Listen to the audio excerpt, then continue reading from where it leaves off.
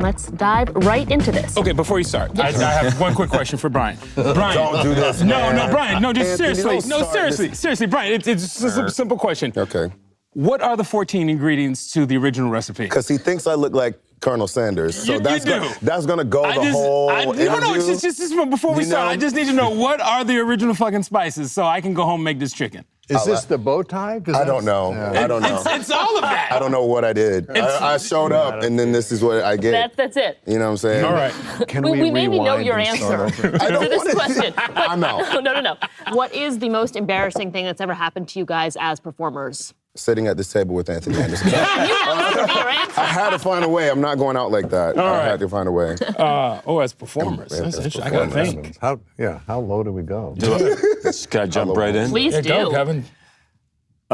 It's embarrassing. I was doing a play way far off Broadway. The play was absolutely awful. And What was it called? Who directed it? can I tell you the truth? I don't know the answer to either one of those questions. That's how long ago it was. It was a really long time ago. I remember that you had to take an elevator. It was like in an apartment building. Anyway, I was part of the... It was in an apartment building? Yeah. And, Sounds like a play. Sounds like porn. Sounds like a... part of the way it was directed is that there would be an actor talking, the lead actress would be talking downstage, and she would be delivering a monologue, and then I was part of this kind of ensemble of younger actors, and we would move around and then form a tableau. Mm-hmm. And then we did a little bit more, and then we'd form a tableau, which just by itself was absolutely embarrassing. Uh-huh. I had something bad for lunch. And during one of these tableaux, I let out the loudest fart I've ever made. Oh, man. It was absolutely the worst. Now we're in this tableau, if you can imagine. And everybody just completely lost it. And this actress is downstairs, downstage, like doing her best to, deliver this moving speech. And we laughed so hard that we had to leave the stage. Oh, my God. And we came back on stage, and I was like, guys, we gotta get the fuck together. Get back out there, form the tableau. We get back out again. Lost it. I mean, the entire performance was pretty much shot. It was gone. And it was gone. That was from the New York Times Review, or was it? Yeah. Ben Brantley real loved shame. it. It was great. It didn't happen to me, but since we're on fart jokes, which is my Favorite thing, right? You're talking about pound for lowering the bar. pound, nothing is funnier than a fart. Oh, yeah. Don't do it now, Will. There was an actress, it was off Broadway, there was an actress who was constantly dieting. And we had a scene where the fireplace doubled as the headboard. So it was a fireplace, and then we would get in bed, and they would slide through, and now suddenly you're in a bedroom. So the three of us get under the blankets there, and she's in the middle, and she said, "Oh, I'm on a special diet." I said, "What?" And we pull the blankets up, and as we're sliding out, it was Christine Esterbrook was on the other side. This smell came up, and we both leapt out of the bed. I've never smelled anything like that in my life. There are people right now going, like, Yeah. Christine Esterbrook, Missy. Oh, yeah. That Special was diet. the fart of all farts. So how are we doing with the dignity thing so far? I think so. I used to make this joke. I was doing a play at the Public, and I used to constantly joke with the dudes in the dressing room about ball smoke. I was like, whatever you do, don't come here with your ball smoke, okay? So a visual of ball smoke basically is like pretend like you have shorts on, you know what I mean? And you've been at the gym or doing whatever you had to do, and you sit in that cloud of smoke that just comes out right there. It's what it feels like. So I would powder before going on stage or whatever, just to make sure that it was. And so got your balls. Got the balls, the powder. Yes, okay. Okay, all right. So, and the costume was all white, so I was like, I'm good, I can just go for it. I'm just gonna go. I don't want anybody to be upset. And so there was a scene where I had to put my leg up. Yeah. And I put my leg up, and this cloud Oh, okay. just goes over. All right. The best thing is that it happened to my co-star the next day, Sterling Brown. He did the same thing, and a big cloud of smoke just came from his balls while we Well, were this is a standard thing. You like do you powder anybody your else powder balls? your I don't powder my balls. I have to powder my balls because Before you go out on yeah, man, stage? because like there's a sweat issue that goes, and you don't want to offend anyone on stage. I don't want ball smoke to happen. Well, what the hell were you doing before you showed up to the theater? That's Yeah, none of are your you going- business. Okay. That's not. I don't feel like this is the So panel does for that. size have anything to do with No, it? it's all right, not. all right. I don't. I thought you said when you put your leg up, one of your white No, balls not came my out. balls. No, the smoke from Okay. the ball smoke happened. The ball smoke came out as okay. I love All it. right. So And don't could you have ball see smoke. people's eyes like following it as it drifted Everyone across on stage the was just like, oh man, but it was fresh. What, gotta what say, I'm it seems seeing like is a a bunch simple- of people changing the channel. Just like Going back to farting, I have to, because somebody took the hit for me for a fart that I did on set. Jeremy Sisto, I love my brother. We were on the set of Law & Order one day, and it was Jeremy, myself, and Apatha Merkerson in a scene. And before Apatha had come to the scene, or in between takes, I had let one go. And she had walked back into the room, and I thought she was done. And she wasn't. And so in the middle, they yelled action, and so in the middle of the take, she just stopped and said, oh, okay, come on, motherfuckers. Who did this? Which one of you motherfuckers did this? This shit is disgusting. And I wasn't about to admit to it. And for some reason, she believed Sisto did it, and he took the hit for that. And I never admitted to that. So I just want to, Set the record straight. Apatha, that was me. That bust my ass. I just realized that my very first acting TV gig was on your Law & Order. I was playing a security guard, and I was in a scene with you and Jeremy. Really? Long time ago. Which episode? Remember what that was? I don't know, because you guys, how many episodes did that have? Just a few. Just 20 years worth. Just the same. I was wondering, it was your first gig. Section, Yeah. you know, It was your that first was my gig. first gig. So I'm just asking, what was it? Because I would remember. You wouldn't remember me because I was literally a dude marking I tires. probably and would not remember you. I would remember the episode. This day is gonna be great. I would remember the episode. Can I get a two-piece we really love with each other, I mashed swear. potatoes and coleslaw, please? I want right, in. so speaking of Sorry, that- I you want get in. in and then we'll... Okay, mine's worse. Okay. Oh, Are you? In that, I think I was going backstage actually to see a friend in a play, and there was a line of us, and it was dark, and I had something to eat, and God, I really opened up a can yes, of worms. you really this did. is worse. This is your fault. I belched, oh. and what I'd eaten was horrible, and the person behind me said, "Oh, who farted?" And usually I would claim a fart. Right. But to say that what comes out of your mouth smells like, it was just, I just clammed up. breath. I don't know, that was horrible, whatever that was. Wow. Have you guys ever had where you thought it was a fart, But it had lumps? No, but it man. wasn't? Oh, yes. It wasn't the preview. It was the whole movie. Yeah. Oh, yes. Yes. Shooting in Mexico, a lot. That's happened to you guys? Oh, Never. yes. I mean, no, not why to do you you. ask? No, I would never. No. I'm a man of dignity. Yes, you are. That's happened to you guys? No, these two. No. All right, Okay. on that note, Brian, you're newer to the fame game, if you will. How would the rest of you advise him on how to navigate success? Yes, give this to me. Like, yes. When do you say no? When should you say yes? How do you make choices having had something that sort of came out so strong out of the gate? Don't give your family money. Oh, yeesh. Tell them no. Yeah. Get my family money. Yeah, that's a good one. I always said this: do the good stuff, but don't do the bad stuff. That's my career advice. That's really great advice. That's great advice. But how do you know good stuff yeah, from bad what's- stuff yeah. before you're... You do when you read it. You do? Yeah. Especially when you read it about yourself. But what if isn't the it- bad stuff is like lots of money? It's never enough money. It's never enough. The few times I've done something for money, about halfway through, I thought this isn't anywhere near the amount of money I need And to what do. were those Right. things? But isn't it sometimes you read something, you think it's going to be great, and then it doesn't turn Yeah. out Yes. good at all? That Yeah, happens? my experience is when I do stuff I probably shouldn't have. There was a moment when I read the script and went, You knew. boy, I don't know, this part here doesn't Yeah. work. And then they say, God, we love you for this part, Ted, and here's X money. And you go, it'll work. They'll fix it. Yeah. It'll work. Yeah. And they don't. Your instincts are usually right. Yeah. Does it get harder or easier to say no?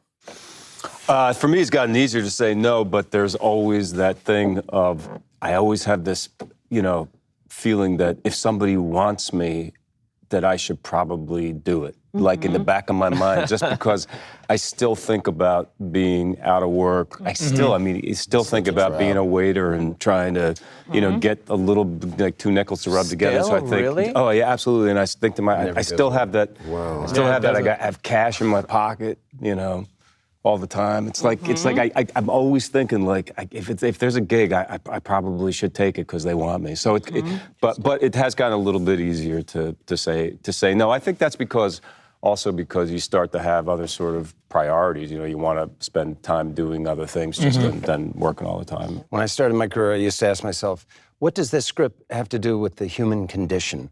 And then about halfway through my career, I started to ask, how much will I get paid? And now I ask, do I have to get wet? Or where does it shoot? Where does it shoot? Truthfully, right now, I feel like if the most incredible director on the planet had the most incredible script and it shot in someplace else other than LA, I'd be, actually, sorry. I'm much more interested in being home. Yeah, sad. I constantly wonder sometimes, like, oh my God, if somebody approaches me with a script like Agent Cody Banks, What do you? Well, okay. what would I do if that ever happened? You would do it. And then I go, You would do it. No, I don't know if You that's would do it. You would do it. I'm assuming do you you're feel pressure to engaging say yes Cody when Banks? things are offered Yes, to I you am. now? And I imagine many things are being offered to you. Yeah, I mean, it's really terrifying because it's, Don't do Agent Cody Banks 3. Don't do Agent Cody Banks 3. he was great in Or that movie. Kangaroo Jack 2. I don't know. It's kind of, I mean, even coming here, I was really floored. Like the whole time, I was like, I cannot believe that I'm sitting at a table with these greats, these men that I have pretty much studied and really like revered for a long time. And also me. You are included. I love you. But it's just like, it is weird because it's like, I went to school and I trained and, you never think that when you come out of school that anything is going to happen, but sometimes you do. And I just love it. Like I just really love it. And so to hear the thing about the instinct, I was like, most of the things that I've gone with, I've just instinctually been like, oh yeah, I like this dude. Like this dude I can relate to, but that doesn't necessarily mean that all the chips will fall where they will. And I've just really been very fortunate to be there, even sitting here right now. Like I still can't believe it. I think if you love going to work, is if you truly, truly love the experience of being around a crew and cameras and other actors, if you love actors, you'll work forever. Yeah. I really do believe it's about the enjoyment of what you do. And when you say enjoyment, you also need to, if things are going well, I hope that things are always on an upward trajectory and completely stellar, but if you stick around for long enough, there's going to be dips. So you look back and you go, shit, I mean, I wish I had really embraced that time when I was hitting, Right. because you don't always hit. So one of my prayers used to be, oh, please, Lord, do not let my fame exceed my ability to get work. 'Cause there would be nothing worse than to be out of work and go, hey, cheers. Well, you're lucky you never had a game named after you. It's the best thing in the world. I mean, how has that impacted you? And does that hurt? Nah, it doesn't hurt. It doesn't hurt. Now we just have 1 degree. Yes. I literally said that when I woke up this morning. I was like, oh, I'm 1 degree. Fucking 1 degree. Like, that's what I'm talking about. I mean, how did that come about? I mean, because this has been around for a long time. Do you know the origin of 6 Degrees? I do, yeah. It was these guys were sitting around in college, 3 college guys in Pennsylvania, and they, when a movie of mine was playing, and they just started talking about it, and they sort of started playing it. And How'd you find that out? I found it out, I think first I heard Howard Stern talking about it, and then eventually Jon Stewart had a show, a nighttime show, and they asked me to come and be on it with the guys, and I was like, I'm not fucking going to that. Fuck that. I hated it because, to me it was like I was trying so hard to be a serious actor. Right. And all of a sudden, I was like a parlor game. So, you know, I was kind of, It's harsh. I thought it was kind of like, I thought it was really a joke at my expense, you know? Yeah. So now I don't really feel that way anymore. Like it's like a generational, like generations will play this game. Yeah. Well, Like, yeah, I mean, amazing. I don't think it helps me get work. I don't think it really helps anything, like financially or anything. You know what I mean? I've kind of tried to scratch my head and try to think of ways that I could like, Exploit it. exploit it. But, It can be an app game. But yeah, I tried that. But it's just there, and it's fine. You know, it's fine. So Kumail, you're another one who recently you wrote a movie you starred in, which is getting a tremendous amount of acclaim. Curious how the result of that has impacted the doors that have opened for you, and how do you make decisions with these new doors opened? Well, it's tough. I mean, that's why I was asking these guys.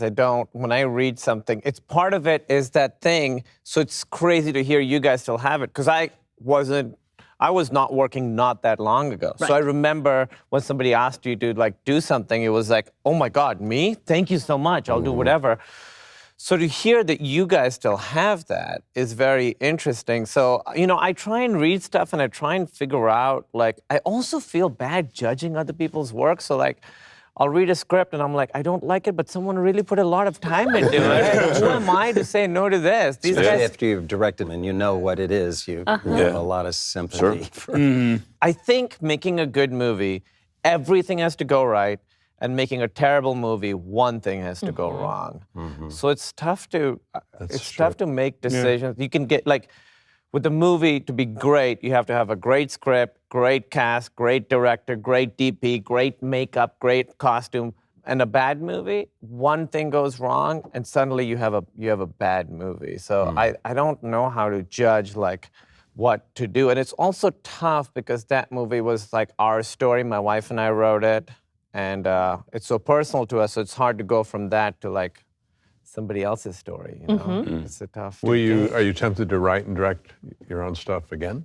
I would love to. Well, then do that. Wow. Right? I mean, that's. Do you have any ideas? I've used my whole life for this. I'll write something for you to write and direct. I would love it. yourself, Thank you. right. Yeah, give me a treatment and I'll flesh it out. Story by Ted Danson, screenplay by Kumail.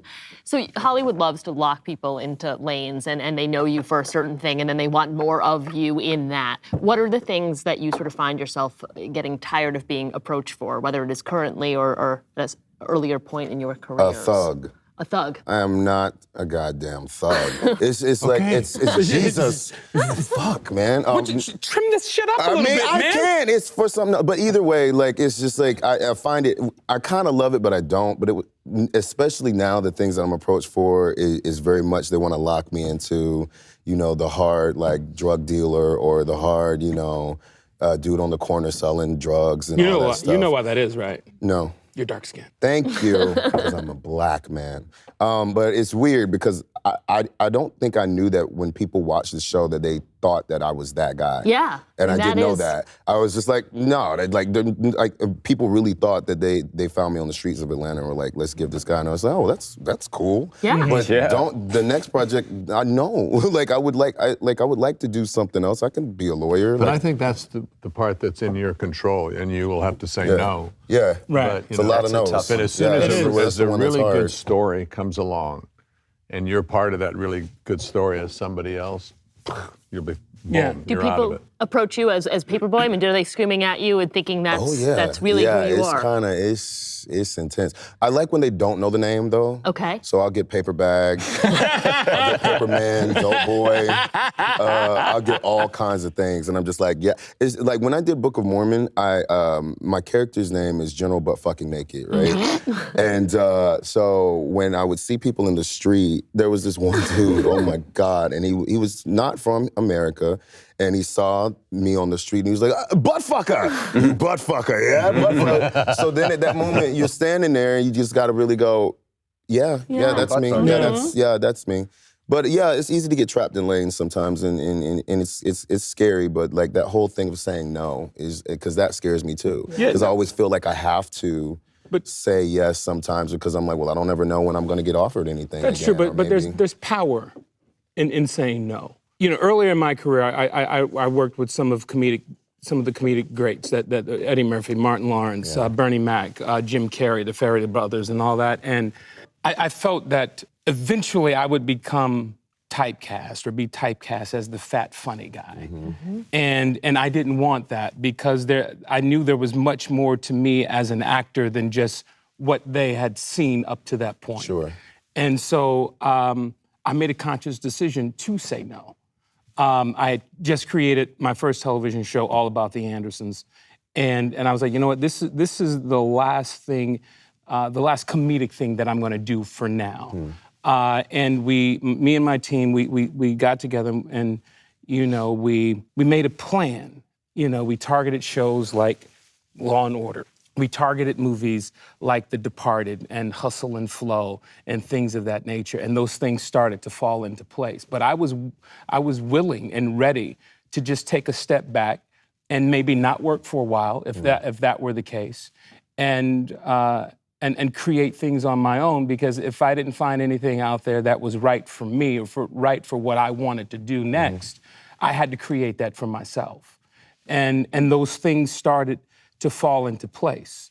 I felt that I had something to prove, to my fans and to the industry. It's like, look, I'm more than just, this comic relief. Right. And here is what I can do. And that's why I danced in the dramatic world for the years that I did, because I wanted to prove a point. Right. I wanted to make a statement. So you made a conscious decision to not do comedy for a little while? Yes. And if you'd gotten like a comedy that you really thought, well, oh, this is really funny, I'd be really good in this, did you get that and you didn't take it because you wanted to? I probably did.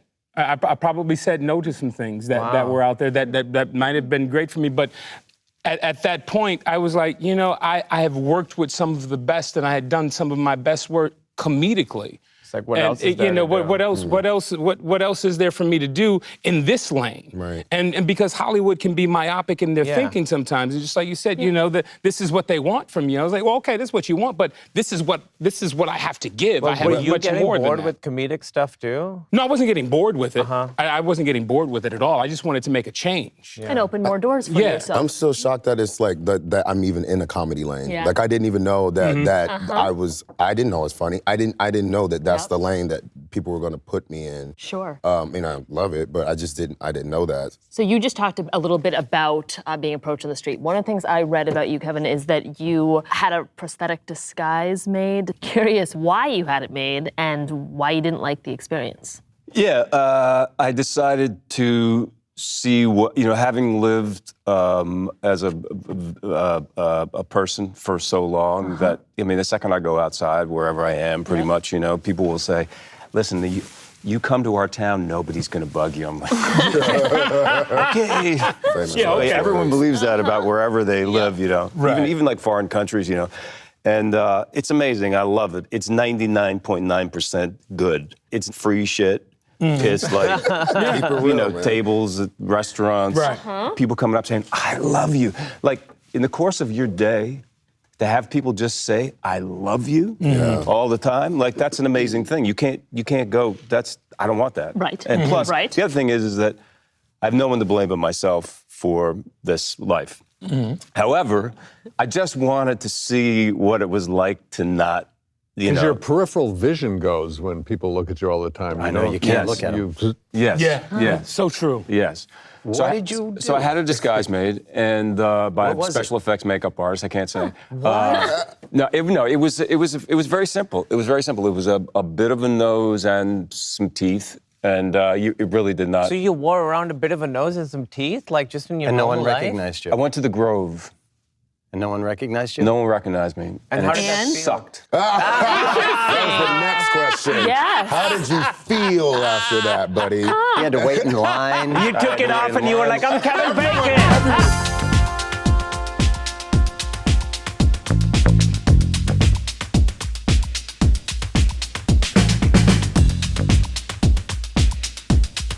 All right, Anthony, you had an episode of Blackish this season, the post-election episode, which was an incredibly powerful one. And I think a piece of the reason it was so powerful was your role in it. You spent much of the episode sort of just listening, sitting back as everyone sort of debated the horrors of this new presidency. And then you said, when asked why you weren't mad, you said, I am. I'm just used to things not going my way.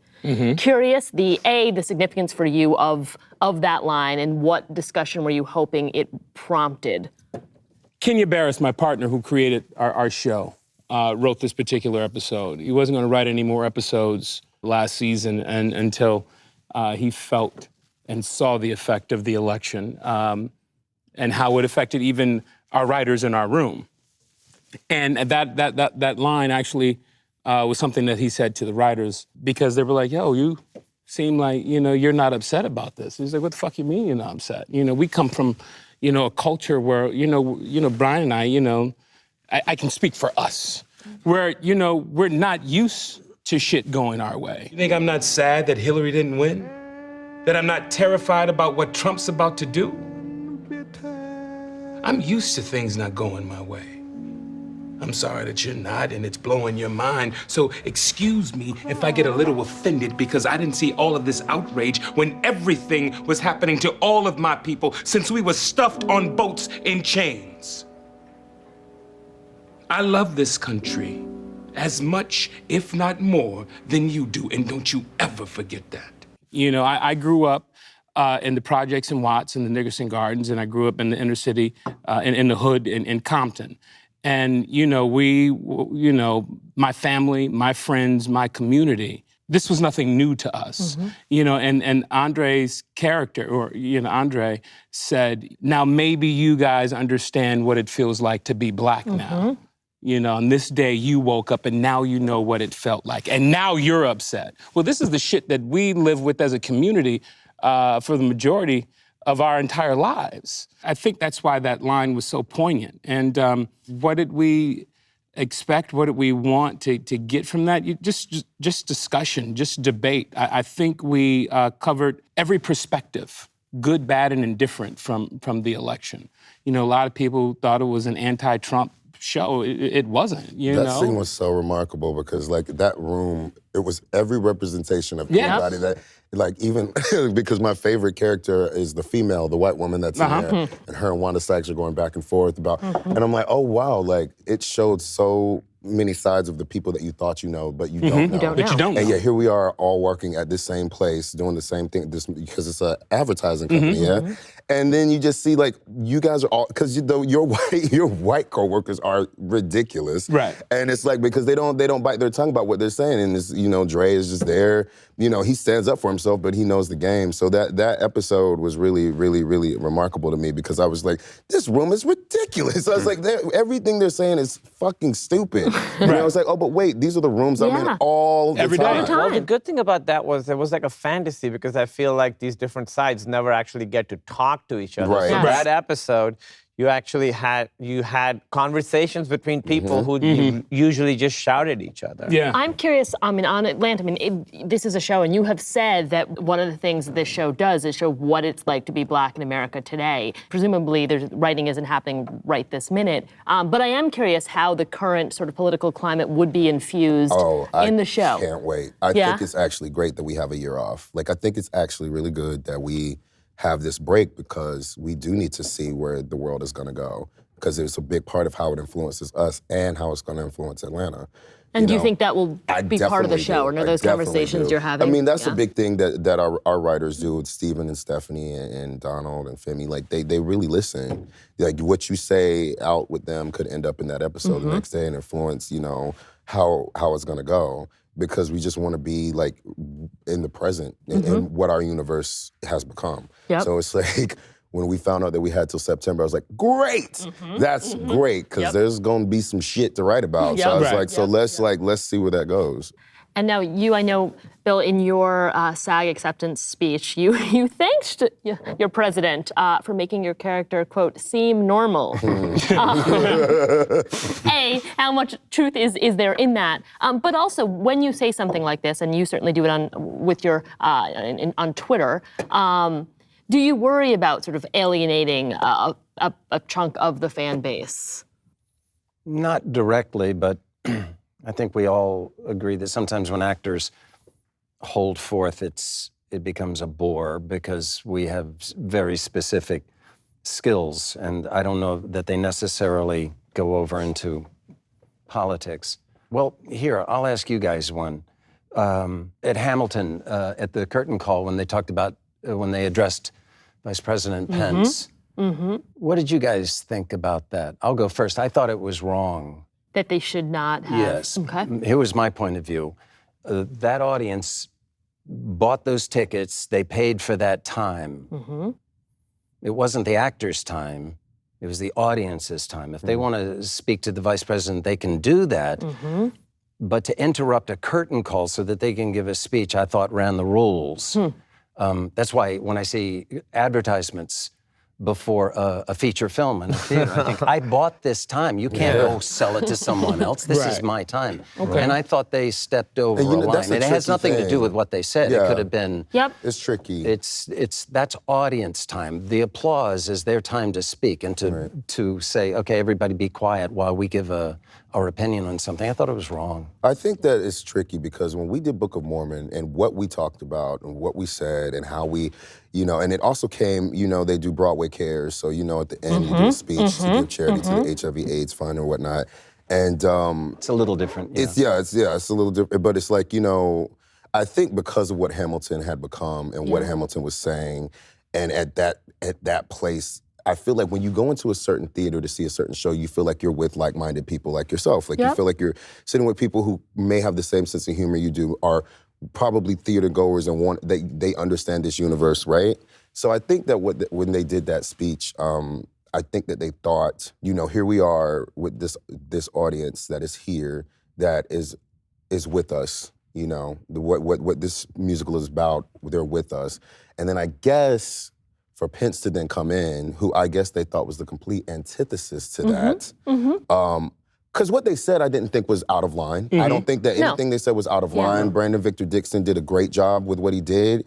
But I was like, I guess at some point, how long can you go without, especially in a venue like Hamilton, with it being about politics and all these injustices that happen, how could you not say something? But it's tough because ultimately it ends up being, and I'm not speaking specifically about the Hamilton situation, but it ends up not being constructive because what it does is, and I feel this sometimes only people who hear you are people who already listen to you, and the people who don't agree with you are upset about what you said. So I don't know if them saying it was a big story, but... But then where's the line, though? Because that's the thing is where's the line? Because I was very terrified about our episode where I'm on the panel. And I have to go, and I was just like, no, this is what, everything that he said was misconstrued from a tweet, right? And so it is that weird, scary line of figuring out how do you say your convictions and your beliefs to people that may have had your back, may believe the same things that you do, but then all of a sudden, it switches and they're like, oh, no, we don't fuck with that guy. Like, you said that, and it's such a weird place. Sure. I just think part of the tricky part of what's going on right now is the White House is such a shiny object, and it just, every 5 minutes is doing something that makes us all go, and the news focuses on it. Meanwhile, the Senate and the Congress, the believers, are very busy doing exactly what they've told us for years that they want to do, while we're all looking at, Mr. Trump. Some stuff that we all care desperately about is going on. So, what I'm trying to do is not look at tune that out, turn that channel, wish them well, please don't blow us up, and focus on the House, and the Senate.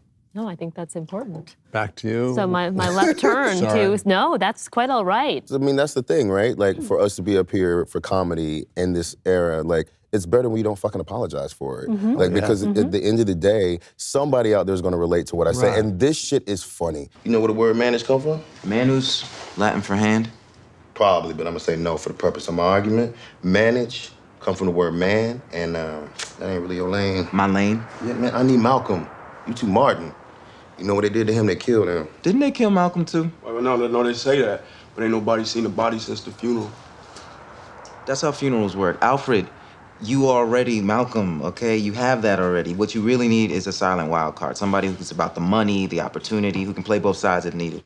One of my favorite moments in Atlanta was that I thought was so pointed and so funny was there's a shooting, a cop shoots a black person, Oh, yeah. and then everybody's like, is just going about their day like it's completely normal, which is like it's such a strong statement without really saying it directly, you Yes. know, And which is that what can be hard with comedy. That day was really funny because I went to college in Atlanta, so I know that city. And I remember telling them when we first got together, I go to production office because I had to drive around to set, and I was like, "So who's got me when I get pulled over? Because I'm gonna get profiled." I was like, "Everybody," I just want you guys to know I'm gonna get profiled. So who's got me?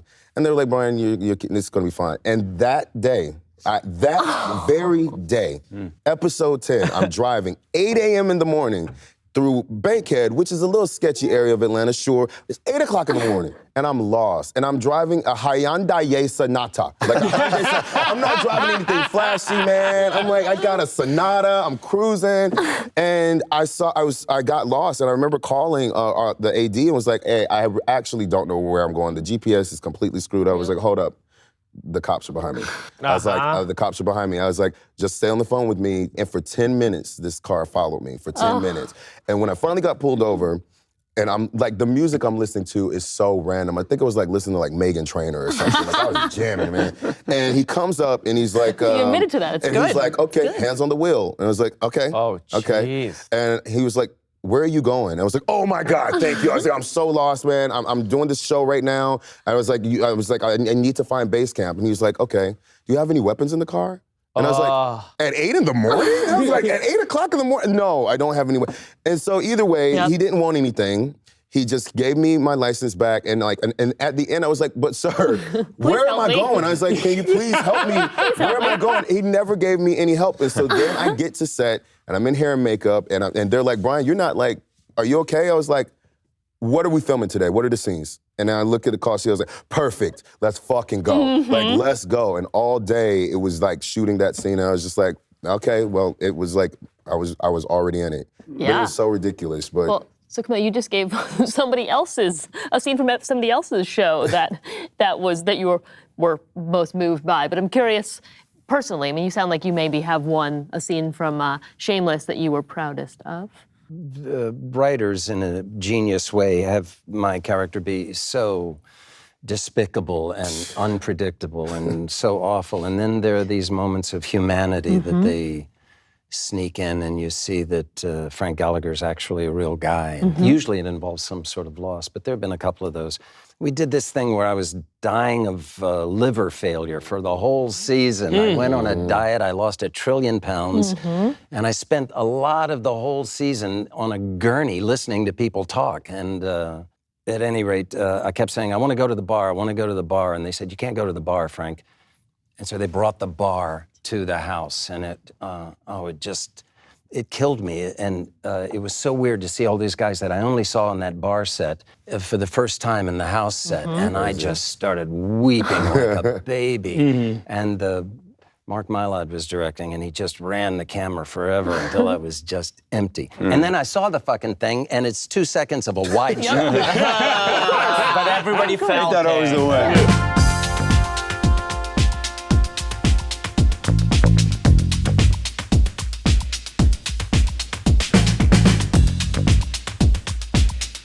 We talked to actresses recently who talked about the sort of fear of being unlikable, of taking on a character who is unlikable. Is that something you guys... I love it. You love it. Do you think about it? Does it concern you? Freedom. I don't think about it. You have carte blanche. Well, because people already have their notions about what they think you're going to be anyway. Like, you know, like with the truest gift is when you take that person and you show their humanity. You know what I mean? Like, because at the end of the day, they got out of bed too. Something got them there. Like, they didn't wake up and were like, I'm going to be a piece of shit. Like, so what got them to that place, you know? And you can't, and the biggest thing is you cannot judge them at all. Like, you cannot, when you're playing, you cannot judge them at all. Like, Alfred is a petty piece of shit.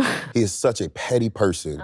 But I was like, but at the end of the day, I was like, yeah, I get that. Like, I totally get that for you, man. I totally understand how you want to slap people all the time for the things that they say, and you want to pull a gun on somebody. Like, I get that. So yeah, I love it. It's the juiciest thing. I love So it. Ted, obviously your character, at the end of the season, you learn something, a big reveal about that character. Right. How important was knowing that all along? And had you not known that, would it have changed the way you play the character? Well, what was tricky is, we wanted people to watch for 13 episodes and not get it. Yep. So I literally never had a private moment where I'd say something to somebody, they'd walk off, and I'd have a moment, which is what humanizes people. Hi there. We have a Category 55 emergency doomsday crisis. A Category 55 emergency doomsday crisis? Sorry, what is a Category 55 emergency doomsday crisis? It's nothing. It's a tiny little inconvenience. Donnie, dear, could you show us to a private room where no one could see or hear us, even if I yell very loudly out of fear? You would pop into me speaking and pop out, because I was only supposed to be there in from other people's point of view, or else the gag would be given away. So I would watch it, and I'd sit there and go, either this is really good, or this is some of the worst acting I've ever done in my entire life. So it was a little unnerving, and this year's a lot more fun, because you get to see behind the curtain. Yeah. Do you guys like knowing where your character goes? I mean, is that important? That's a great I question. like to know, but it doesn't always happen. Yeah. On I Love Dick, I had the pilot, and he is. I'm sorry, what? The show's called I Love Dick. Okay. Yeah. Yeah. I was like, wait, what did he just say? Yeah. Okay, sorry. And he was a certain kind of guy in the pilot. He's a little bit sort of misogynistic, and he's dismissive of this woman, and she looks at him as an icon and kind of as an object. He's very objectified.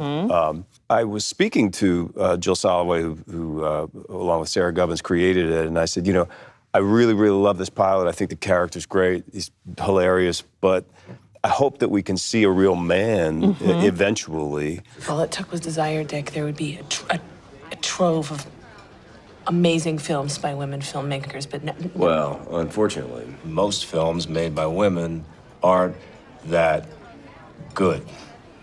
See, I think it's really pretty rare for a woman to make a good film because they have to work from behind their oppression, which makes for some bummer movies. Sally Potter, Jane Campion, Chantal Ackerman. Excuse me. I didn't have anything other than a just trust that they were going to get it there. TV, man. And you just have to kind of, because not only do they not necessarily have it written, but it's a morphing, changing sort of organism in the course of a season. Things are working better, they're not working, characters are rising to the top, and storylines, and people are liking shit, and they're not, And I was so happy because in 6, 7, and 8, we do have this 8 episodes. You do start to see like something about this guy. Layers. Yeah, the layers. And I was like, thank you.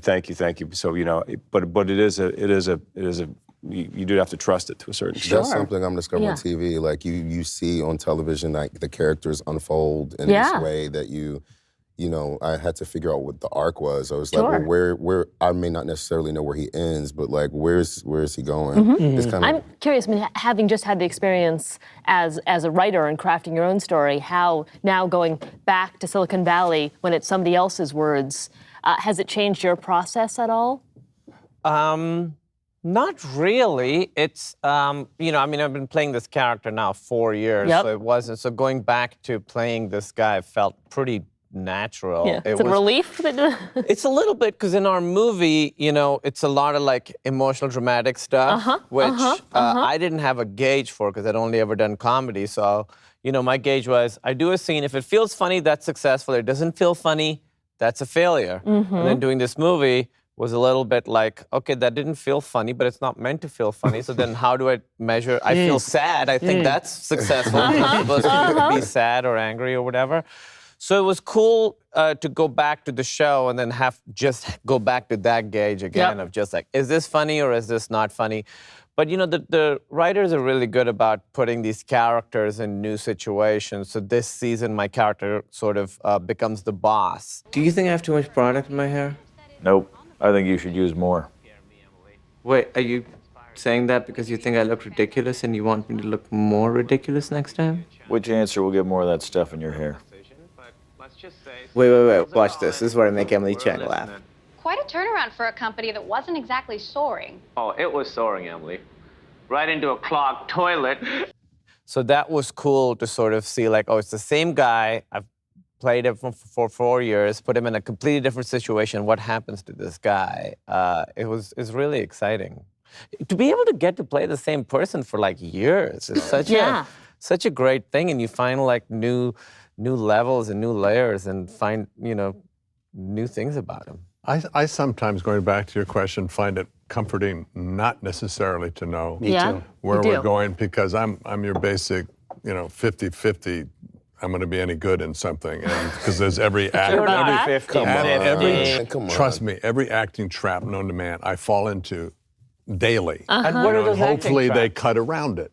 But I did Damages, where I'm sociopath, and I would play. They were so scrambling with the writing that you never got the entire script in time. So you'd almost show up and go, oh, okay, and you'd play a scene where you were being really sweet to this little boy, and then you just shoot a week later a scene where right before that you actually have killed their mother. So you're the perfect sociopath. Yes. But not because I acted it, it's because I had no idea. I used to, John Wells you could go get the basic idea of the season if you asked. And you'd go out to lunch with John and he'd tell you where it was going to go. And the last 2 seasons, I haven't asked. I like not knowing where it's going because of that very thing. You play it for what it is. You know? A pound of high-quality methamphetamine, which this clearly is, worth 10 grand on the street. If you want to destroy the inheritance that your mother poured a lifetime of blood, sweat, and tears into, go ahead, you got your pound. She probably stole it, Frank. What you do with your pound is your choice, but this is not a dictatorship, Fiona. This is America. And in America, we like democracy. Everybody gets a vote. Give me liberty or give me meth. I sometimes think this whole thing that we do the arc of the piece, I don't know if that's an actor's job. It's more a director's job. Yeah, but the truth our is, job is the moment, I think. The hard part, though, is because The Following was the first series I did, so I was so used to movies where I would know what I had. You know, was I going to have a chance to do my shit, basically? You know what I mean? It's like, am I going to get the scene? Now, of course, you can always get cut out, but at least you had an idea about, I want to make sure that you get the full picture. But when I first came to television, I have a really, really tough time with saying, am I really going to get a chance to do my shit? I think that's real. You know, So I want to just flip the script on a question that we typically ask women, because I think it's important to do so. What's the most overtly sexist thing that's happened to you guys working in Hollywood? Wow. Sexy? Sexist. The sexist stuff. Kevin. No. Is that the same thing, right? I'll tell you. I'll tell you exactly what it was. Yeah, I think this qualifies as sexist. I don't know. We'll decide. You could decide. Okay. I'll let women decide that, because I think that's something that women understand a lot better than men do, frankly. Let's face it.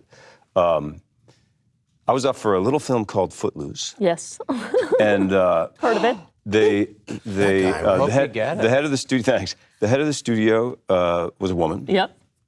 And the director and the producer wanted me for the part, and she said, "I don't want him. He's not fuckable."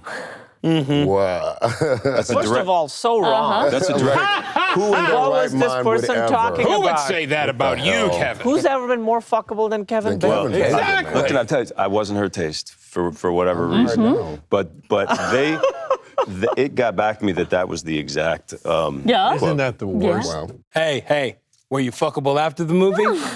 As it turned out. Well, there you go. See? There you go. Turns out. I don't say know if that this is sexist or ageism or one of those things, Okay. but I have discovered that around the set we all make jokes and we're kind of gypsies and men and women. If it's a good set and it's friends, men and women are just raunchy.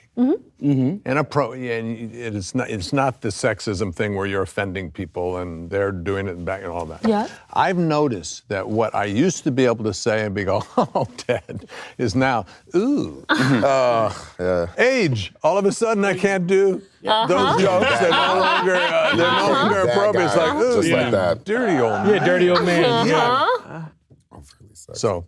Yep. Do either of these qualify as sexist? I don't know. That one, yeah. You know, the fact that we're having a hard it's time thinking of a sexist moment Yes, is say something. that is I think- sexism I think that's right there. Oh, I mean, Sexism right there. Playing off of that, what was the sort of amusing or most horrifying feedback that you guys have gotten in an audition or when you were up for a part? Can you beat not being fuckable? My agent called me. I was up for a movie with Franco Zeffirelli directing. You didn't get it. Really? Yeah, you got really, really close. Okay. Oh, well, shit. Hung up the phone. Called him back. Can you tell me why? I really felt good about the audition. Franco didn't like your nose. See, get the prosthetic one out. You got it. Teeth. Shit. I heard they decided to go in a more all-American direction. That's the one I heard. And then they cast an Australian guy. So I was like, There you go. I think I know what this means. I was actually told I wasn't funny enough or something. Oh. Yeah. Oh. Well. And how often? Yeah. But I wasn't funny. I wasn't funny, and they went and gave it to literally a motherfucker that wasn't funny at all. Yeah, I can't even remember what it was, but I remember watching the flick. I was like, I thought this was supposed to be a comedic character. Oh, do you watch stuff you don't get? That one I did. Yeah. Do you? For the most part, I don't. I usually don't, and I have had good luck in that a lot of the things I really wanted I didn't get turned out to be really bad. And I root against them. I'm not like, I'm glad it turns out good. I'm like, no, I hope this sucks. If I didn't watch the stuff I don't get, I couldn't watch it. All right, the last time you were mistaken for another actor. Oh my God, I've gotten mistaken. There was one week where I got mistaken for Hassan Minhaj, who's on Daily Show. Kunal Nayyar, who's on Big Bang Theory. Karan Soni, Ghostbusters. This was one week. This was one week, and this week was like a month ago. Because I felt like, this hasn't happened in a while. I feel pretty good. And literally people were like, I love you on The Daily Show. And I'm like, not on The Daily Show. And then they're like, you're great on Big Bang Theory. I'm like, nope. Not on Big Bang Theory. And then they made a Deadpool reference, and I was like, that was Karan Soni. So it happens to me all the time. You sounded like you for some strange reason, and it's stopped the last couple of years, but there's about a 10-year chunk, especially in New York. I'd be walking down the street and somebody go, hey, Tony. Let's see, who could that possibly be? Hey, Tony. And I keep walking. Oh, what? Hey, Tony Danza, you too good for I think the T and the D. Ted Danson, Tony Danson. Okay. It's the dance. But I got it all the time. You guys look nothing The alike. height difference doesn't... Nothing. No, it's just the name. Yeah, the I name. think. I get, which is crazy because it comes from my own community, fucking Tyler Perry, Ice Cube, and Ruben Studdard. Which caused me to lose weight. Which made me lose the fucking weight. I was like, hold on, fuck that. And Ruben is my boy. I was like, I cannot be. No, I was like, no, motherfucker, I will never be on The Biggest Loser. So let me lose this weight right now. You look great. Tyler Perry fucking really just blows my mind. I don't so much nobody really knows who I am yet, but I like when they get my profession wrong. That's my favorite thing. What do they think There you was do? one time I was on a flight to Cleveland. I'm sitting next to this very sweet white lady, and she's like, so, the obvious question, what sport do you play? The obvious question. The obvious question? That's what you thought about? I get. My profession is the thing that. Part of you must have been a little chuffed. Yeah. I was like, but I mean, because I'm just like, You get to I was pick a going to sport. Cleveland, so I was like, so which sport do you think? You could have said I curling or something. I wanted to go fencing. I'm a fencer. That's what That's the thing, that stuff. I was in a plane once and Chauncey Billups was on the plane and I was like, I have to be sure. I can't just go up to a black man and be like, you're in the NBA, right? Can't be wrong about that. I have a great. This is totally dates me, but it was at one moment where I was pulling out of a parking structure, and this woman said to me, "Ain't you MacGyver?" And I said, "No, I'm not." She goes, "Oh no, you're Hunter." Oh, shit. Hunter, wow. I did a film once called Mr. Holland's Opus, and I played a vice principal, and I sort of patterned it on the vice principal I had in school, who was just a terror. Anyway, it was this room full of 12-year-old kids, and I walked in, and Mr. Holland had lost control of it, and so I brought him up short, and I got a big, loud voice, and I scared the shit. And somebody started laughing, and I said, "You think this is funny?" And so these girls come up, and they go, "Are you really a vice principal?" Oh. And I said, no, I'm not. And they said, "Oh, what do you do?" Yeah. Ow. Wow. So if you could switch places with anyone in Hollywood for a day, who would you switch places with? The Rock. The Rock. I mean, seriously. Oh my God! I just want to Dwayne see what Johnson, that's bro. like. Oh, yeah. Maybe Jennifer Lopez? Uh-huh. Oh, sorry. Kevin Bacon, man. I want to be Kevin Bacon. You don't just want for, like, that. Yeah, I want to be one called day. MacGyver. I want to be called Hunter. Ruben Studdard, just so people can walk up to him and say, "Hey, Anthony Anderson." Anderson.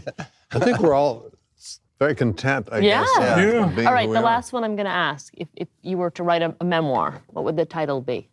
Or maybe it's a biopic. What would the title be? I have one, 114th of Success. Because that was the corner I grew up on in the projects in the Nickerson Gardens. We literally grew up What are you on saying? the corner. Yeah. Nickerson, Nickerson. Same. I had to I was like, I'm not gonna. The Nickerson Gardens and Watts. And we literally grew up on the corner 114th and Success. And I always said that would be the title of my one-man play and book of my memoirs. Because I look at my life now and look at what I've become from where I come from. Yeah, I love that. Mm-hmm. Eat a bag would be mine. Eat a bag. Eat a bag. Yeah.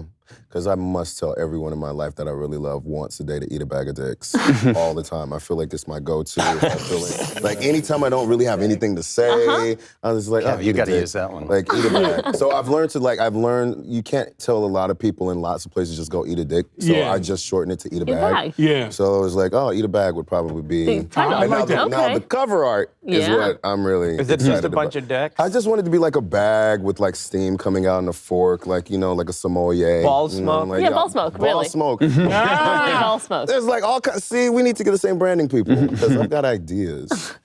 What about the rest of you? What do you guys? More rouge. No, I was thinking of something like, I don't think it's just a pimple. And if there was a biopic, who would play you? MacGyver. Bacon. Oh. no idea. Yeah, no Pointing idea. this way that I thought was going to prompt Well, an Howdy answer. Doody's not a real guy, so I don't know. Yeah, we offered it to Aziz, but he turned it down.